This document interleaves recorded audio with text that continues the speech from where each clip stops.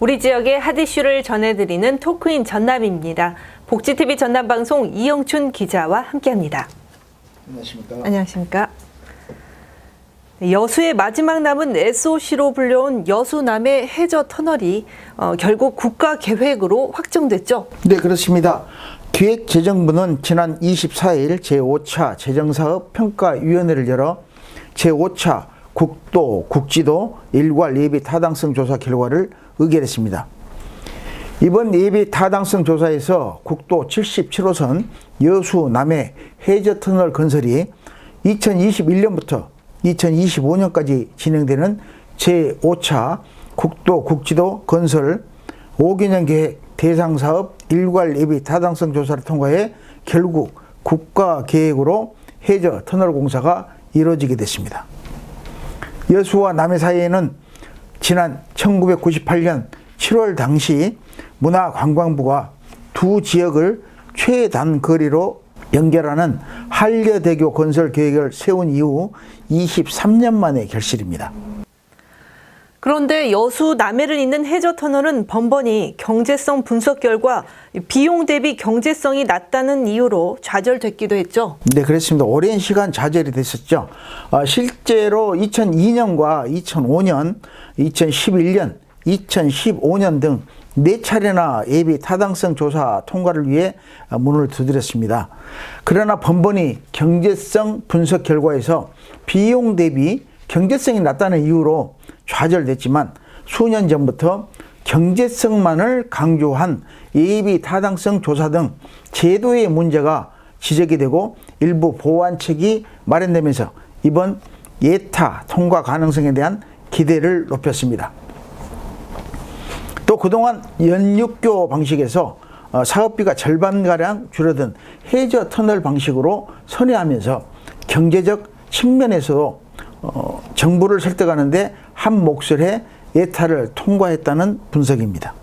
네, 그렇다면 앞으로 추진될 여수 남해를 잇는 해저터널 규모는 어떻게 되는지요? 네, 여수 남해 해저터널은 여수시 상암동에서 남해군 서면을 잇는 공사로 해저터널 구간만 4.2km에 달하고 육상부의 터널은 1.73km 그리고 진입도로 1.37km 등 총 7.3km를 연결하게 되며 총 6,312억 원의 사업비가 투입됩니다.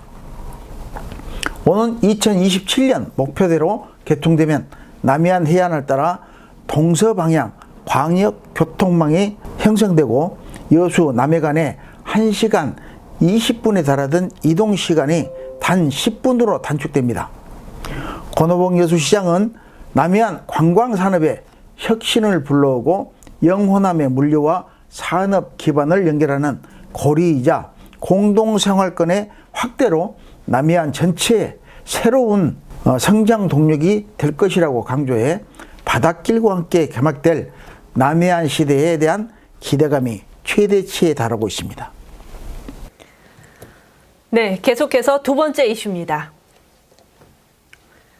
광양항 특정 해역 안에서 암초 제거 공사를 추진하고 있는 가운데 이 암초 발파와 관련돼 적용된 특허 기술을 두고 부실 논란이 일고 있죠. 네, 그렇습니다. 광양항 특정 해역 내 선박 운항의 안전을 위해 암초를 제거하고 준설하는 사업은 지난해부터 시작됐지만 이 사업의 핵심인 암초 발파와 관련해 적용된 특허 기술을 두고 부실 논란이 일고 있습니다.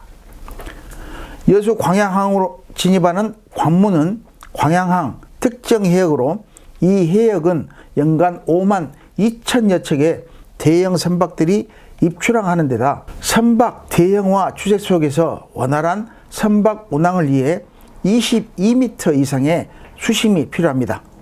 하지만 썰물 때면 수중 암초가 해상으로 드러날 정도로 수심이 낮아져 이 같은 문제점을 해결하기 위해 여수지방해양수산청이 지난해 제한 경쟁 입찰 방식으로 수중 안반 발파와 준설을 위한 공사업체를 선정해 공사가 이루어지고 있습니다.